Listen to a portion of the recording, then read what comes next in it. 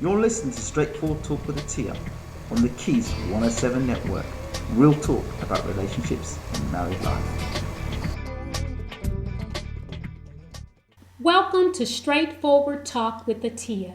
I am Atiya, your host for the show, and the relationship coach on the line to answer any questions that you may have.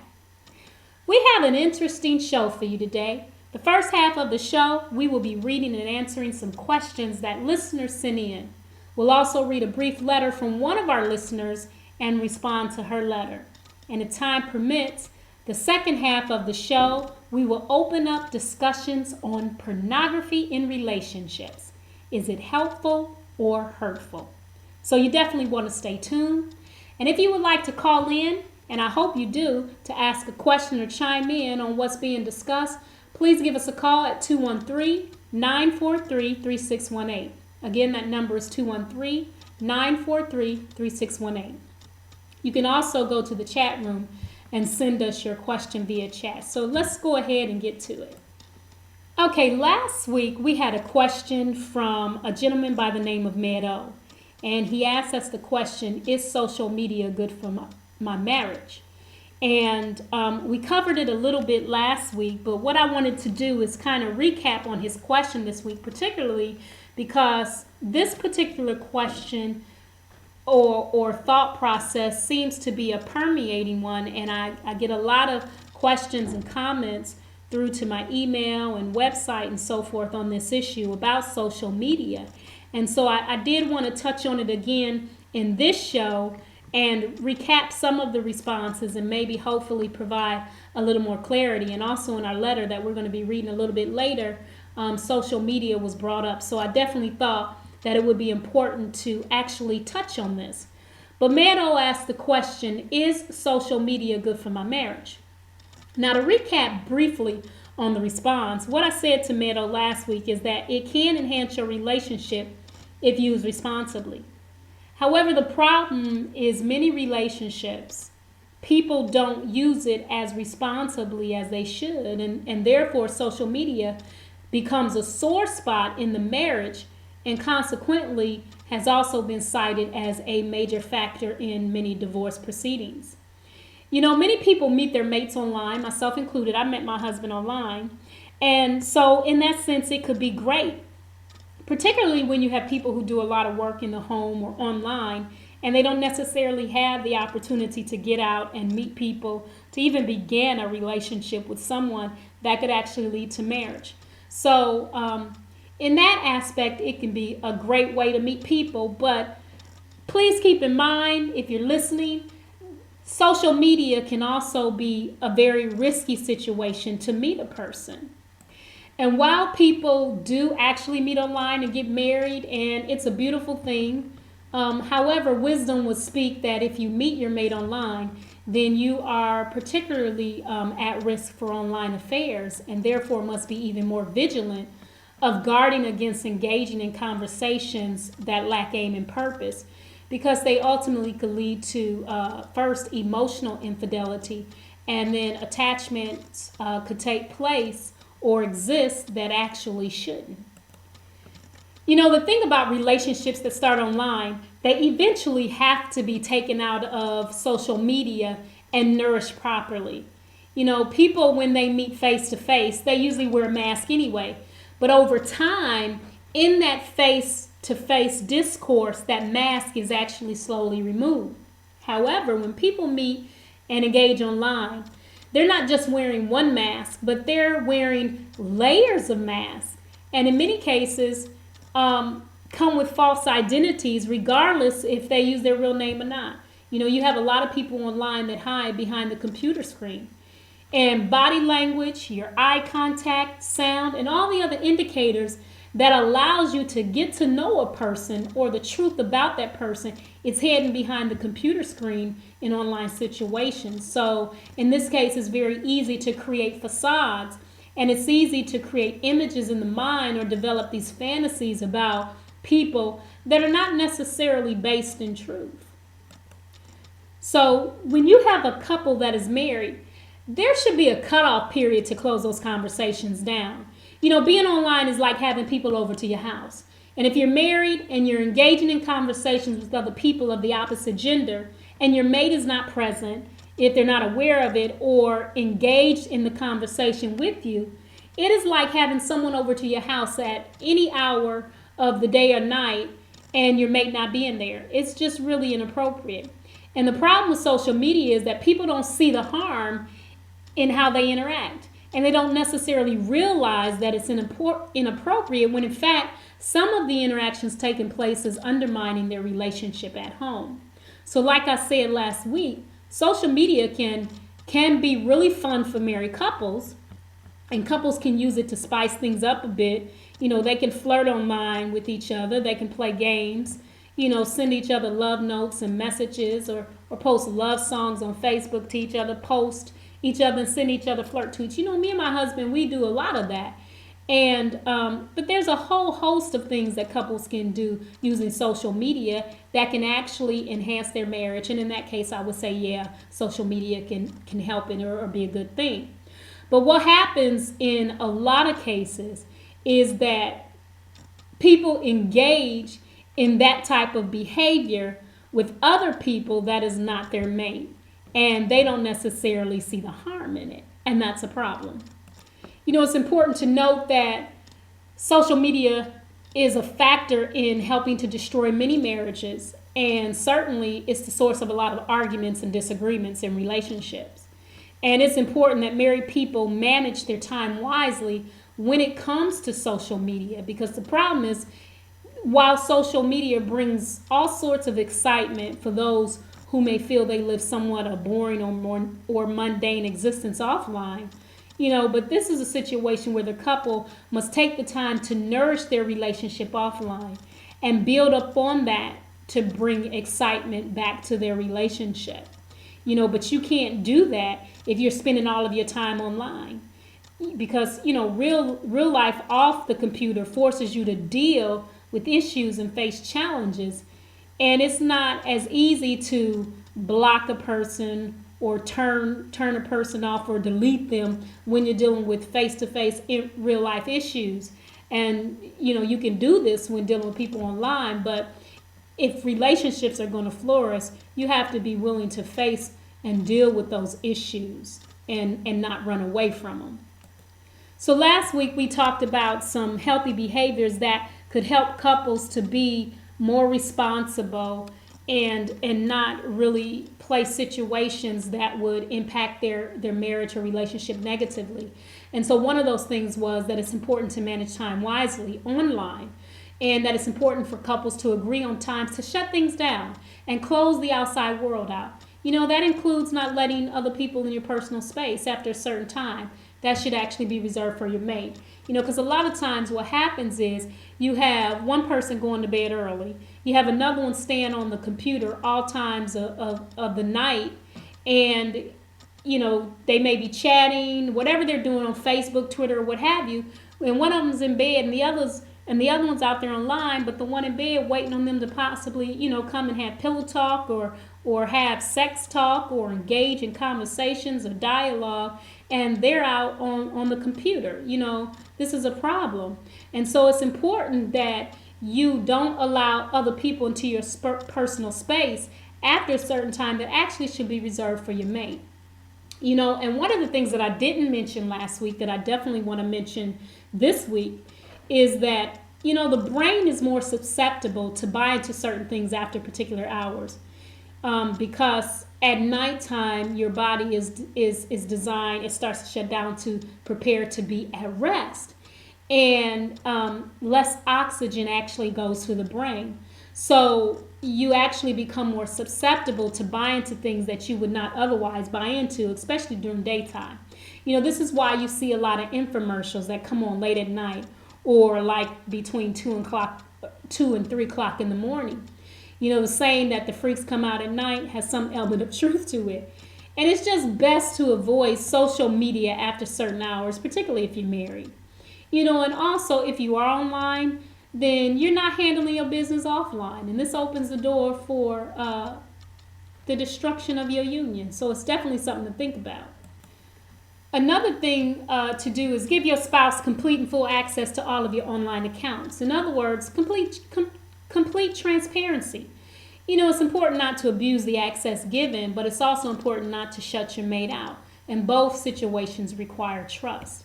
Another thing is if there are opposite friends that you have that makes your mate feel uncomfortable and insecure, delete them as friends.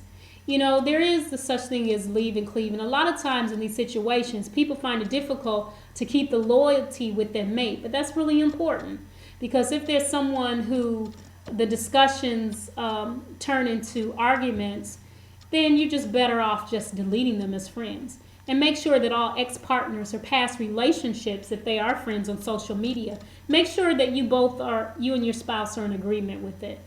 Just because it's baby's daddy or baby's mama doesn't necessarily make it okay to have them as a friend on social media, particularly if your spouse has a problem with it. The other thing is this. People are always fascinated by people they see online being about the business. Women are drawn to power. That's an actual fact. And men are drawn to confident women. So you get men and women sending you LinkedIn messages, Facebook messages, or wanting to connect with you on Twitter. And sometimes they even want to move those conversations to Skype and start chatting on Skype. Okay, fine. But in those conversations, it's important to invite your spouse and keep the conversation about the business to just business, and really be about the business and get to the point and then get off of it. And another thing in this situation is to mention your husband or your wife. Whether or not your husband or your wife is involved in the type of business that you're doing or what have you, when you engage, bring up your husband, bring up your wife in the conversation, because you're not just a partner in terms of your relationship as husband and wife, but you're a partner in life. And that means that everything you do impacts your mate. And so you definitely want to bring them up or include them in the process. It's not okay to just build opposite gender relationships online where there's repeated and regular dialogue without your mate being involved. A lot of people don't understand that, but it's not okay. Another thing is to be sure to mark your relationship status as married. People, they get in heated arguments or debates, and then they go being spiteful and start changing their status to complicated or something like that. This is not right. And so, don't be going and doing that. And don't go clicking like on photos or post things that would offend your partner because you all done had an argument. And another thing to do is post photos of your mate and acknowledge your mate often. And one of the things I encourage you to do is mention your mate at least once a week. Post a photo or something out there about your mate. Make it perfectly clear to the other person that you're not available.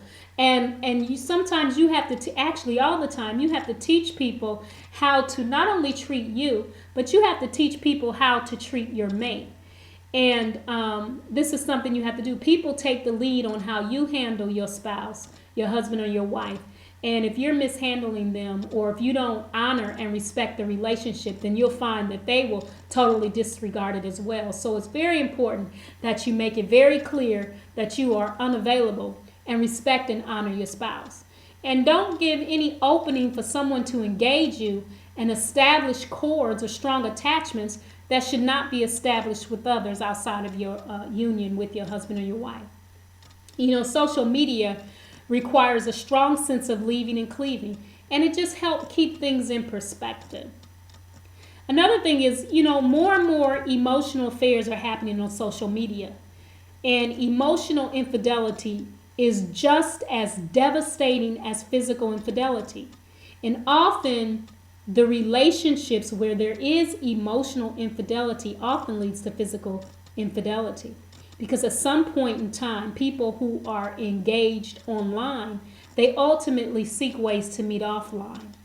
And, not to mention, if you're spending all your time chatting with another man or woman online and feeding and nourishing that online relationship, then I would have to ask you the question, are you handling your business offline? Most likely not. And this is one of the reasons why social media is often cited as an issue in divorce cases. In truth, there's really no reason for a person to be in constant communication with an opposite gender friend online. And I put friend in quotation marks. You know, the thing about social media is that many people you talk to online, you haven't even met in person. And if you look at it from the perspective of every time you get online and you're chatting with someone that's not your husband or your wife, or outside of the presence of knowledge of your mate, it is like inviting them over to your home and your spouse not being there. It's not okay. It's not okay at all.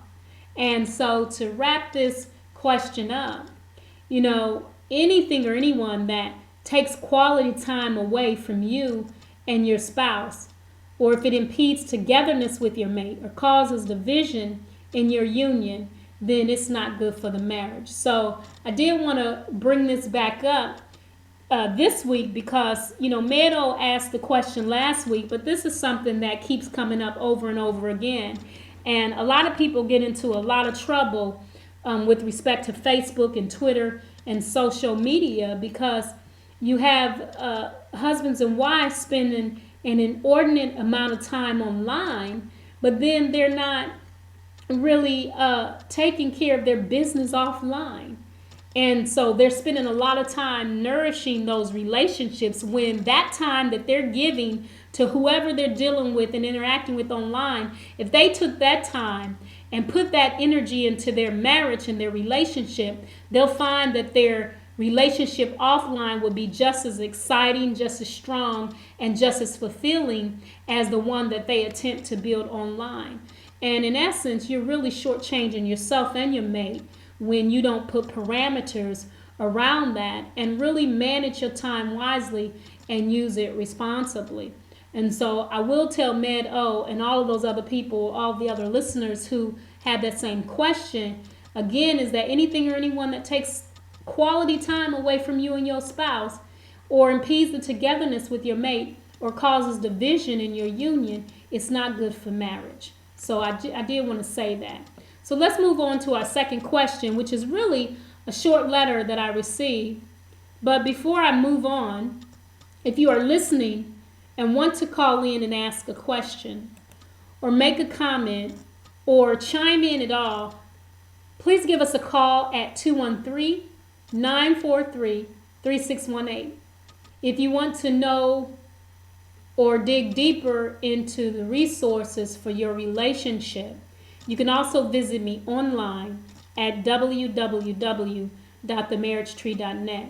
And there are many books and audios available to help strengthen your marriage and your relationship. So I want to move on now to this letter that is from a person who signed it sad and brokenhearted. And I will read the letter and then I will actually respond to it. And what sad and brokenhearted says, she says, "Dear Atiya, I really don't know where to start. My husband and I have been married over 13 years, and for some reason, my husband has changed since he developed a health condition with his blood pressure last year. He stopped thinking about me and don't even want to have sex. He says it's because he's trying to stay strong and trying to start a business. He has been pushing me away lately. It's been more than 5 months, and I feel that it is my fault. I cheated on him a long time ago, and it seems that he is still bothered by it. He says that I spend too much time on Facebook and my work than spend with him. But when I give all of that up, he doesn't want to be bothered or doesn't want to talk about the problem. He tells me I have anger issues and that I need help. It's hard to know what he wants when he really doesn't know what he is doing to me. He found someone and he is not telling me. I found out through my best friend and she shares information with me. I continue to try to ask him about the problem. We do not do the things we used to do. I know he is lying to me. I know his body language has changed and he is talking to this girl on Facebook. And I know the truth will come out. To treat me like crap after all of these years is really messed up, and I truly do not deserve it. Silence is a deadly sin. We have not been talking for a few days, and lately he noticed that I am not the same. Sometimes I want to make things better, but my mind and soul is feeling empty. I feel like just ignoring the problem because I feel it is just a waste of my breath.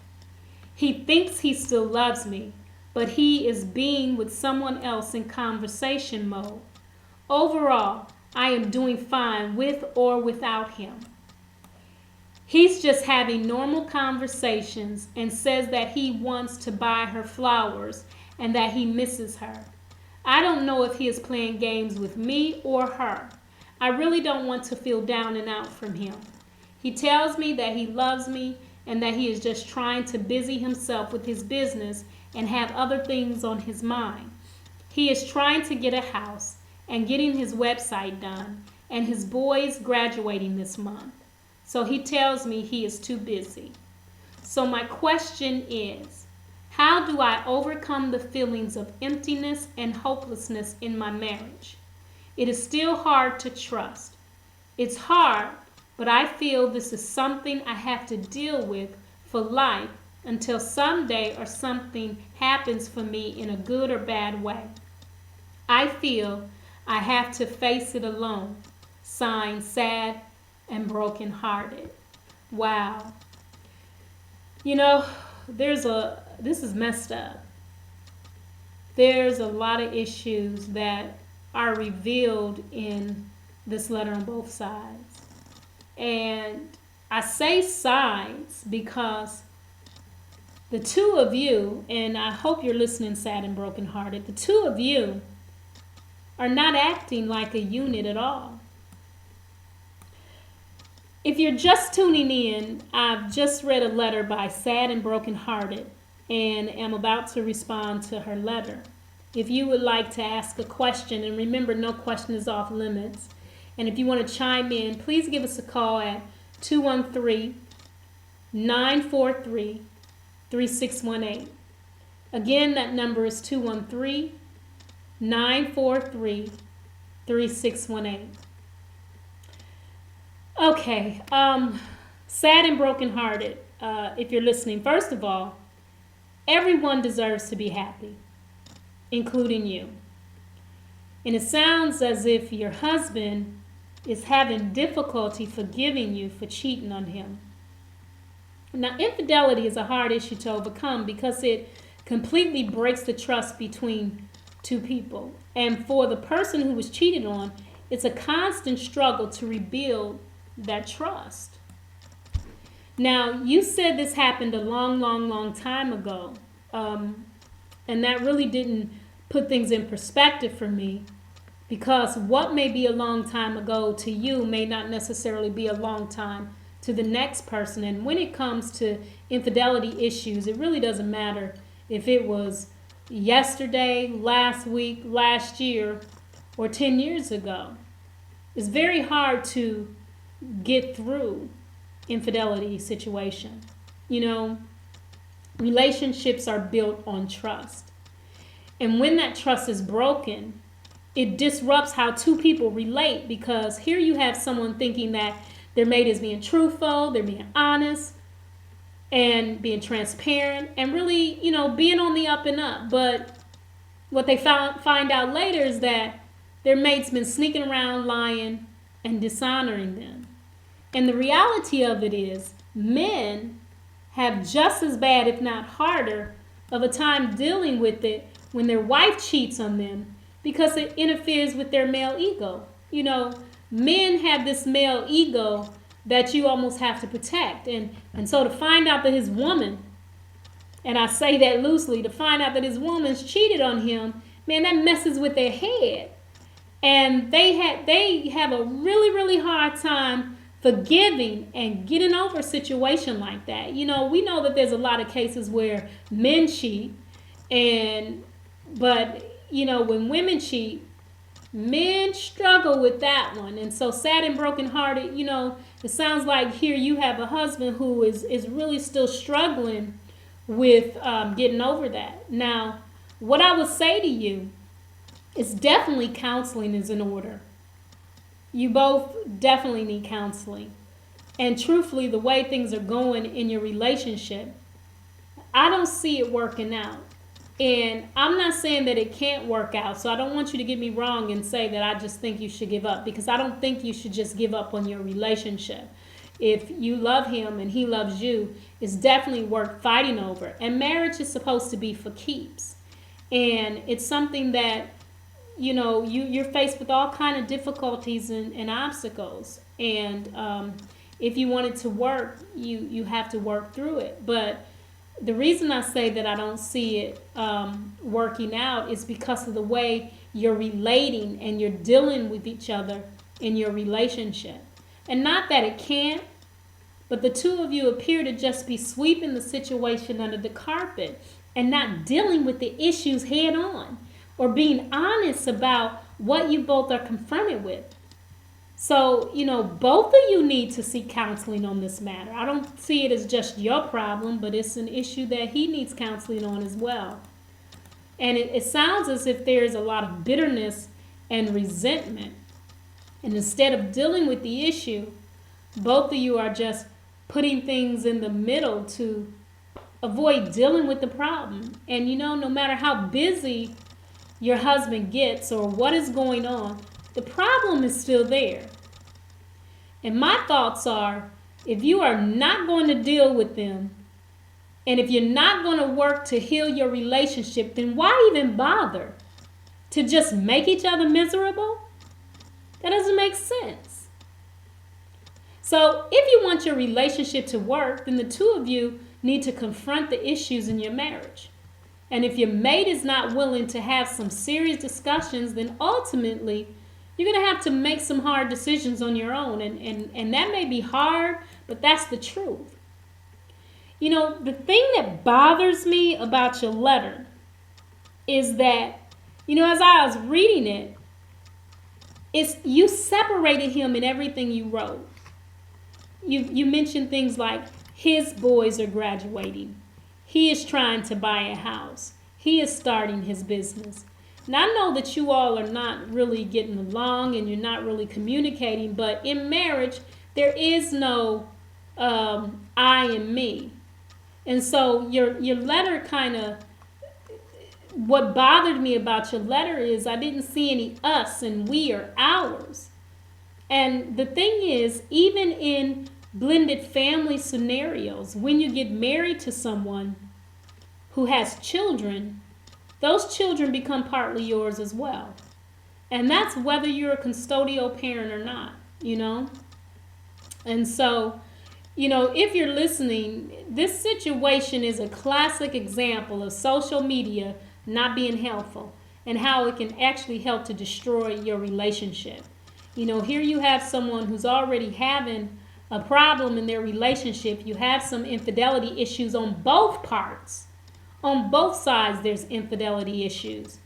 And you still have both people on social media still kicking it, and I'm using that lightly, on social media, but they're living in the same house and not even talking to each other. But they can talk to people from halfway across the globe and build these fantastic relationships online, but can't even get their relationship together offline.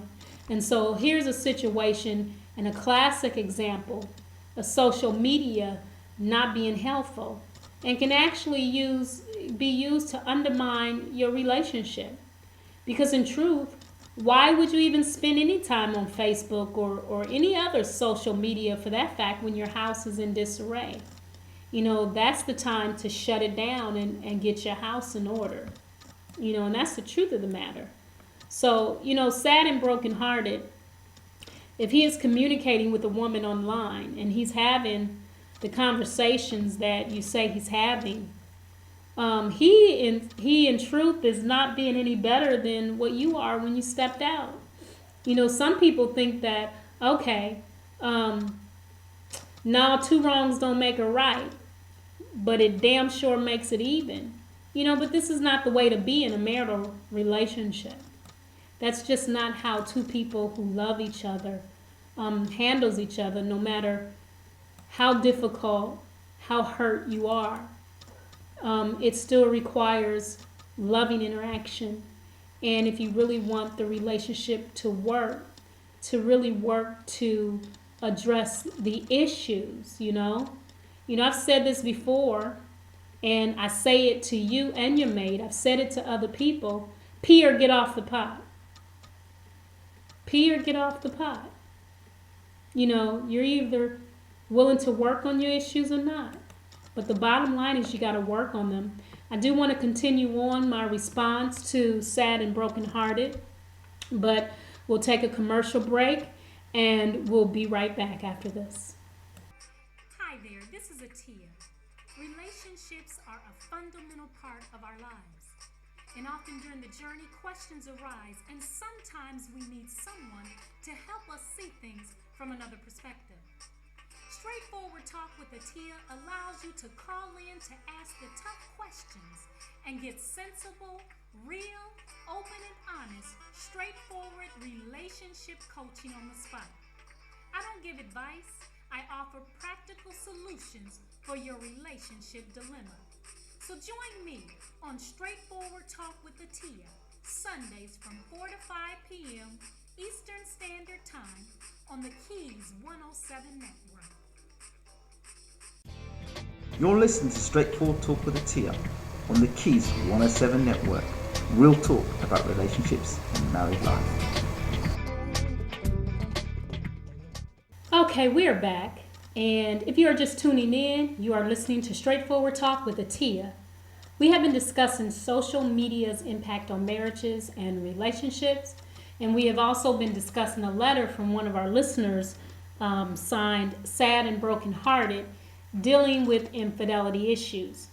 And also, if we have time, this half of the show, we will also open up discussions about pornography. Is it helpful or hurtful to marriages and relationships? And the first 10 callers to call in and respond to that question will receive a free ebook or audio book of their choice from the Marriage Tree. And that's www.themarriagetree.net.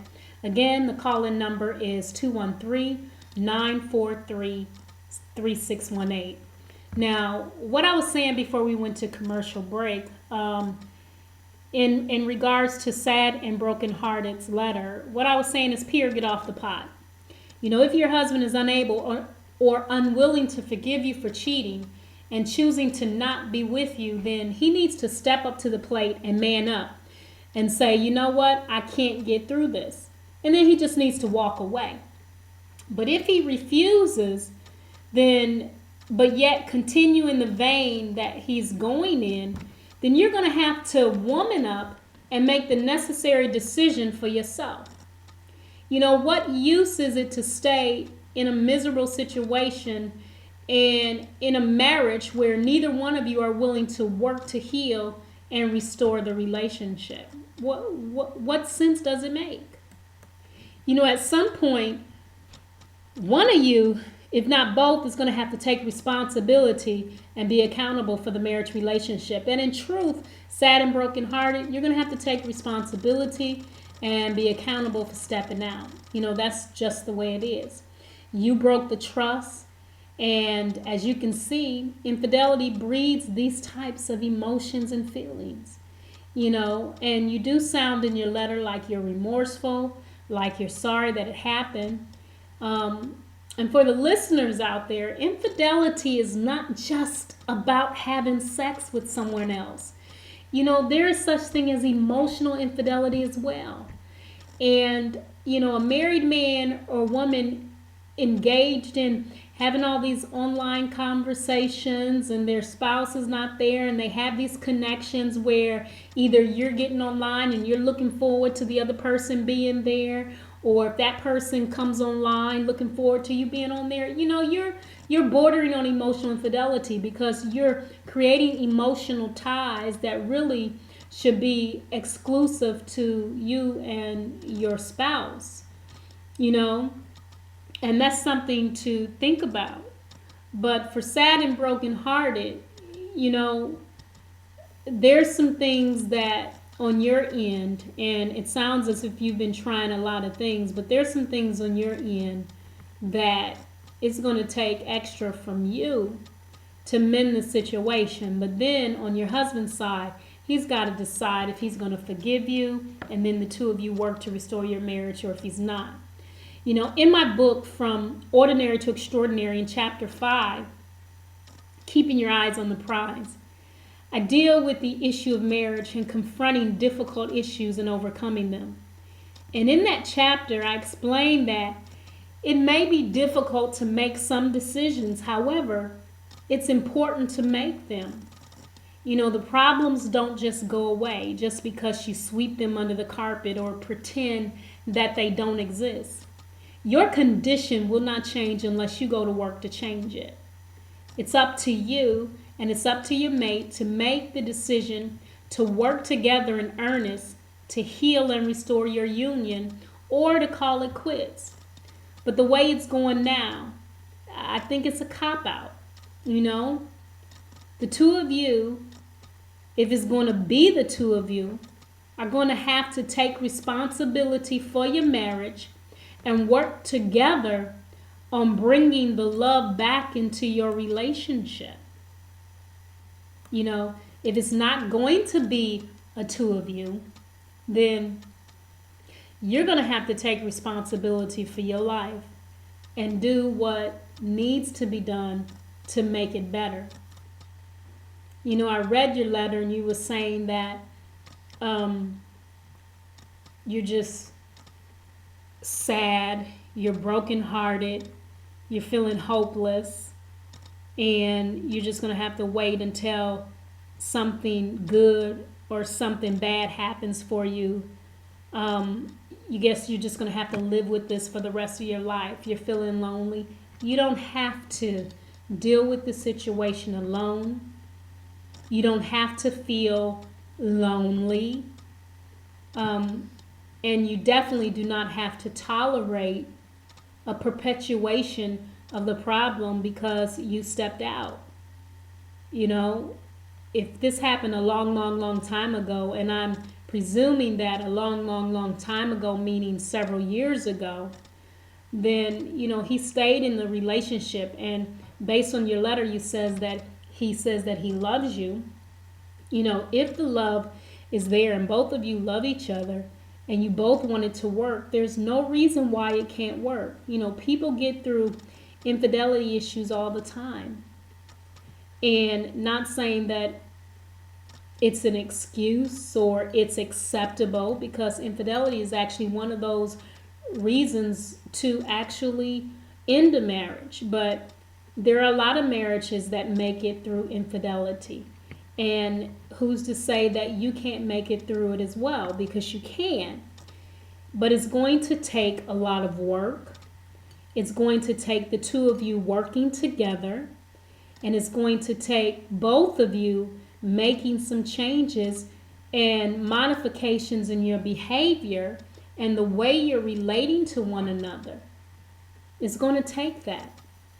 And my recommendations is to minimize your activity on Facebook and Twitter and the other social medias, and really put that time and effort into restoring and healing your relationship if that's what you all want.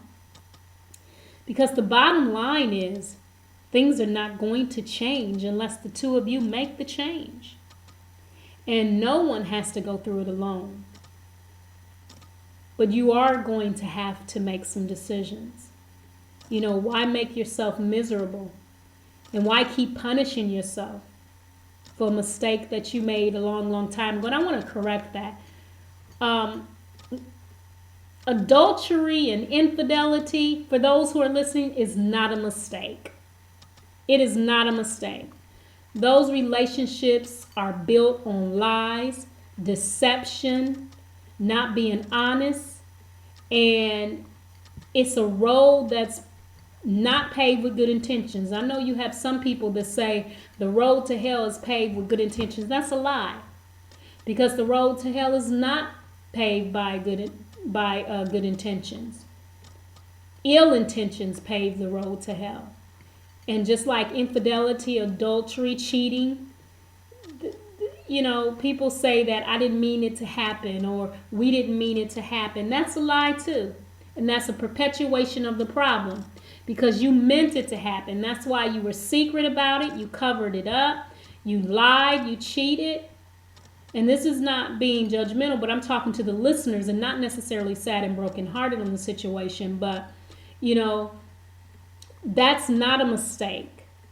That is something that was done intentionally for whatever reason, whatever fulfillment you didn't feel you were getting at home. It was intentional.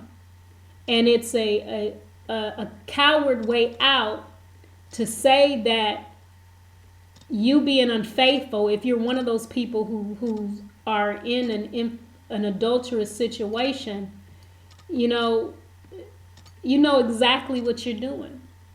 But going back to sad and brokenhearted, things are not going to change unless the two of you make the changes in your relationship. And it is possible to get through this. You don't have to go through it alone. And I don't want you to think because this happened to you years ago that you should be condemned to hell or punished for the rest of your life. No. If your husband decided to forgive you and to work through the situation, then he becomes equally responsible to do what's necessary to help restore and heal the marriage. It becomes something that you two work on together, not just you having to cater to him. You both have to serve each other and work together. But either way, you're going to have to make a decision. And it makes no sense to make yourself miserable, like I said, or keep punishing yourself. Yes, you stepped out. And consequently, you may have lost your husband as a result of it. However, I'm sure this will be a lesson, for any of your future relationships. But it makes no sense to keep beating yourself up. Make the necessary changes in your life and deal with the issues at hand. Deal with them. Don't push them under the carpet or pretend that they don't exist or ignore them. And it makes no sense to keep wandering or being in a relationship and you both being miserable. Marriage is not designed for that. Marriage is designed for two people to love each other and build and grow and become friends. So somehow the two of you have to work together to bring the friendship back in your relationship. Deal with the issues at hand. And the truth is, it's going to take courage on both of your parts. So I hope this helps. I really hope this helps your situation. For the listeners, if you're just tuning in, you are listening to Straightforward Talk with Atiya.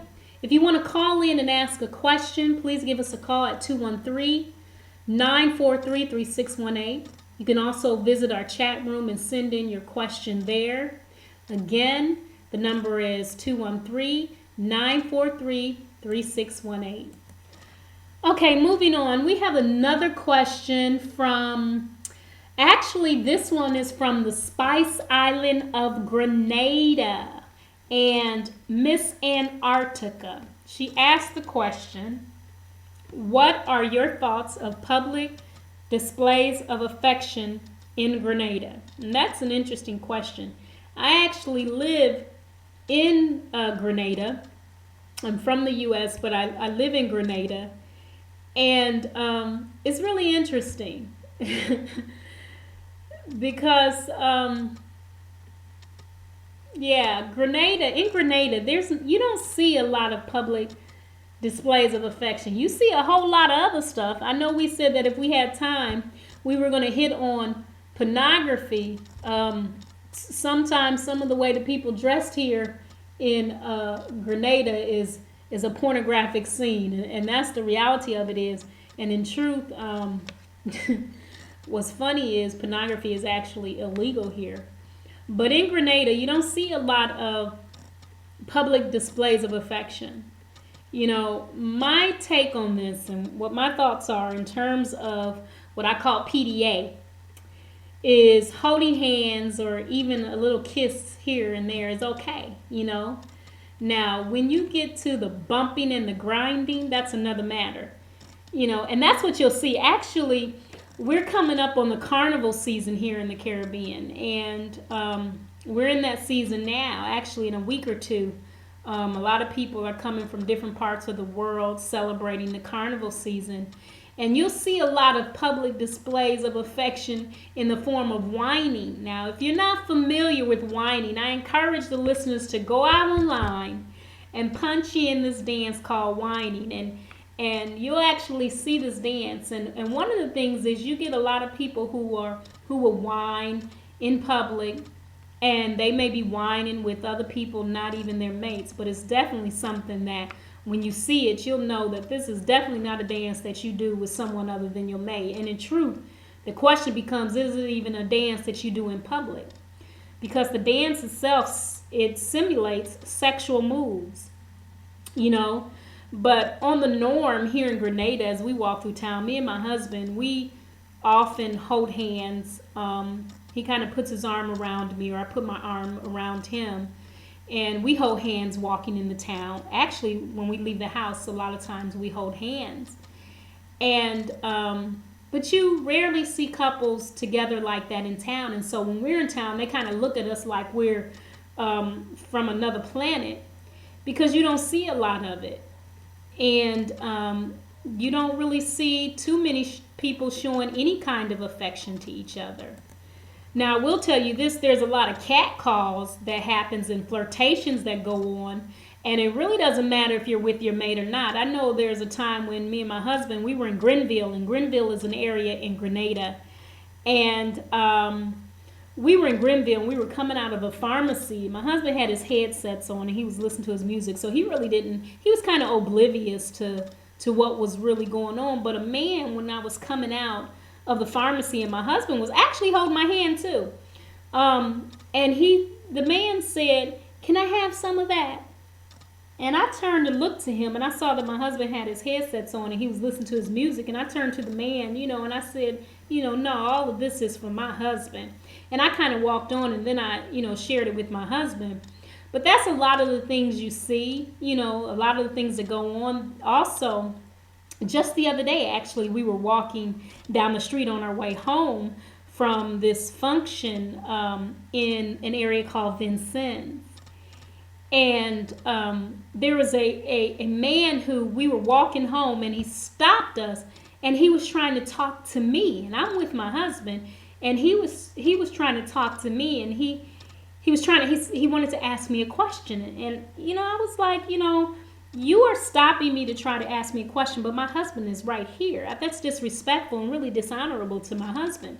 And he was very insistent on asking me a question. And I told him, no, that's disrespectful. Whatever you got to ask me, you need to ask my husband. And so what he was doing was trying to ask me for money.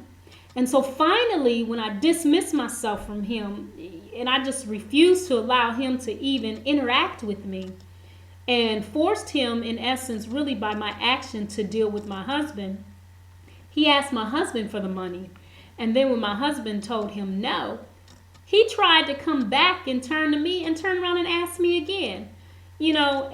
But that's just the kind of blatant disregard and disrespect, unfortunately, that sometimes happens here. And so I kind of dismissed him totally, and I left my husband to him, and I just moved and went over to someone else's and started talking to another family that we know, another married couple. But one of the things that I do want to mention in terms of Grenada and Miss Antarctica, I hope you're listening, is 80% of the children born here in Grenada are born out of wedlock. And one of the things that we've learned is that there's a very high infidelity rate here. And over 67% of the population here in Grenada are under the age of 35. And one of the things that we learned by being here, and we are actually the only married couple, there's one other one, but in our village where we are, there's one couple, but then we're next to that, we're the only other married couple in this village. And what we've learned in Grenada overall, that there is a disregard for the institution of marriage. And, the mindset does not encourage a respect for the sanctity and sacredness of marriage. And there's actually a permeating ignorance when it comes to marital etiquette. For example, and we've had this situation on a number of cases, which has actually caused some challenges. For example, you'll have women that have come to our home, and they'll call my husband's name. And then when I come up to the door and I may ask them what they need, they'll insist on speaking with him, and will actually refuse to share with me what they need. My husband will, he'll have me go to the door a lot of times because frankly he gets tired of them calling his name. But and then he wonders why they actually do it, But we also had a situation where, there's a neighbor, there's 3 women, 2 of the women will always call my husband's name. They're very kind to him, but it'll be rude to me.